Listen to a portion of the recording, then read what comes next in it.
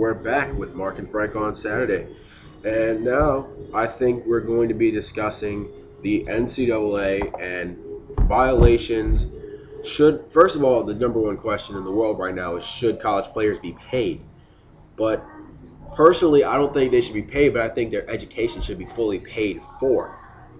Okay. And truly, college athletes, yes.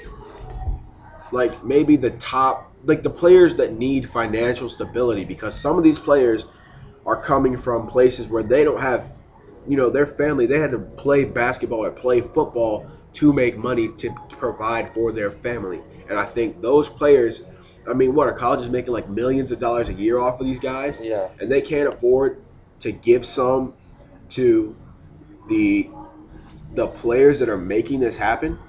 I'm just saying that seems like ridiculously stupid to me. I'm just saying that's ridiculous. Okay, let me tell you why. Every college athlete in the nation should get paid pocket cash. Okay, some of these players, I'll agree with you. They came from places where they can't afford all the funds of going to a big college. Yeah. Like if some of these players, if they didn't get a scholarship, there's no way they would have gone to that school. Mm-hmm. And say the Oklahomas of the world for football, the Dukes for basketball of the world.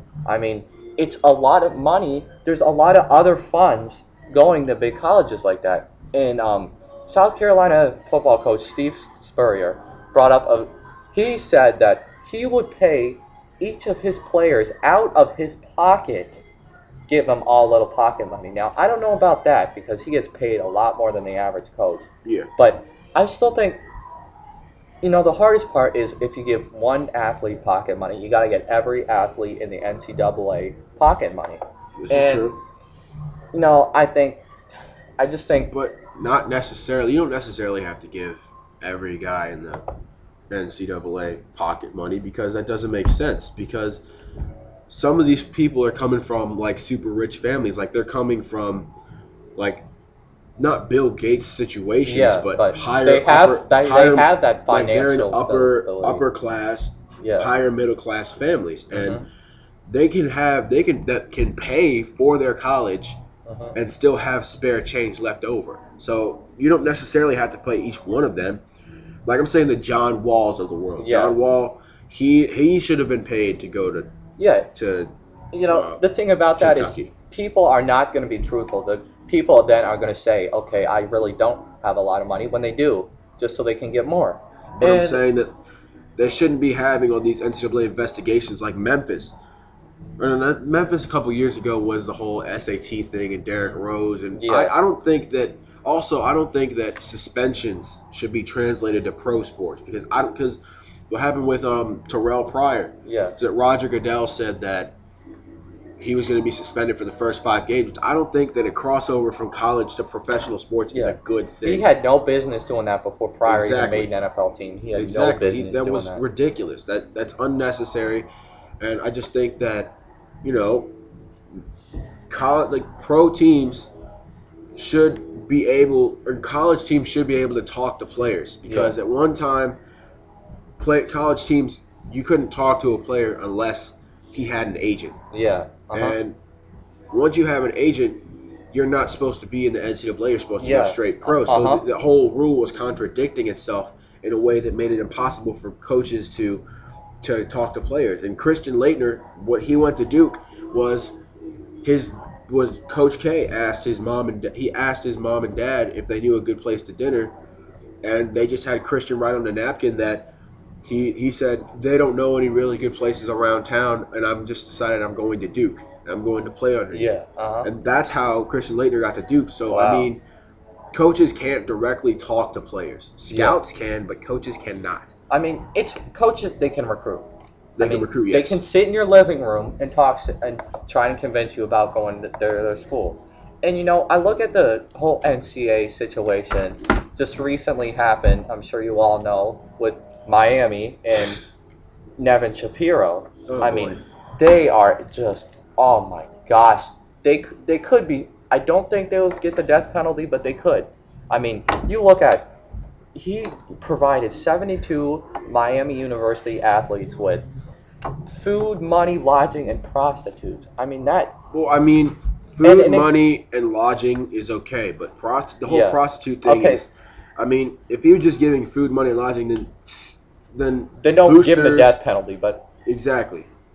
But I mean, you look at this is not anything trying to be racist. This is a general term.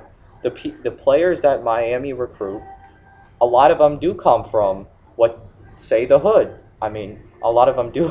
I'm just saying, a lot of them do not come from much. Mhm. Like the Miami back in the '80s. I mean, they were like the bad guys. That's just how they were, and Exactly.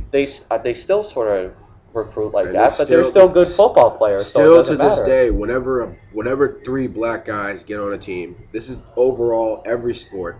It happened to the Heat, happened to the Red Sox, it happened to the it's happening with the Eagles right now. Yeah. They're the bad guys. Uh-huh. It happened with the Pistons in the 80s. They were the Yeah. bad guys. Yeah, because you're right. I mean, I'll agree with that. there was a certain swagger about them. And yeah.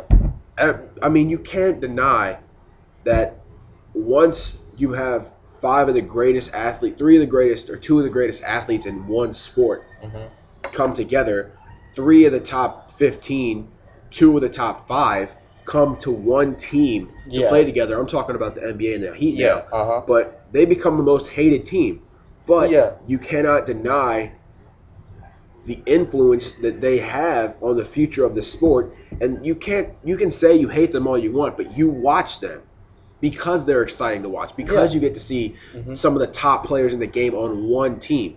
You didn't get to see Dwayne Wade, LeBron James, and Carmelo Anthony on the court at one time, and Amara Stoudemire and Chris Bosh to boot, Yeah, with Chauncey, and then you get to see them all in one game. Heat and the Knicks. That's what you get to see. I was just gonna say, people that hate the Heat, when on NBA, when they have the Friday night basketball or those primetime games, Knicks Heat versus Celtics.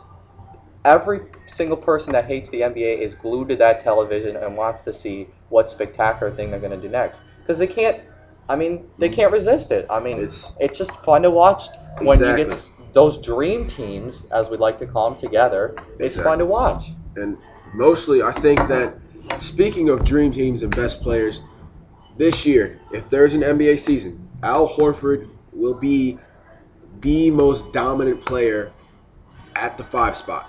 He will be the most dominant big man. Let me tell you why. He led a team, the Dominican Republic. No one played for that team. He led them over a team of John Wall, Rajon Rondo, DeMarcus Cousins, Keith Bogans, who is a little underrated. His defense is very good. He led them over a team of those 4 players. Okay, Horford is a very good player. He has a nice jump shot. He has the highest percentage from 10 feet and out in the entire NBA. Yeah. Guards, big men, 6th man, 12th man, 15th man, highest percentage. He's got, this is why I think he's great, but not what he needs to do more. He's got that nice jump shot. I agree. Good, solid rebounder his whole career. But there's one thing he doesn't do. That's not solid. That's good. Okay. That's incredible. I know, but elite standard. We're talking about elite standard, right? Because you think he's the best in the 5 spot. True. Let me tell you why I think he is not the best. Because he does not demand the basketball.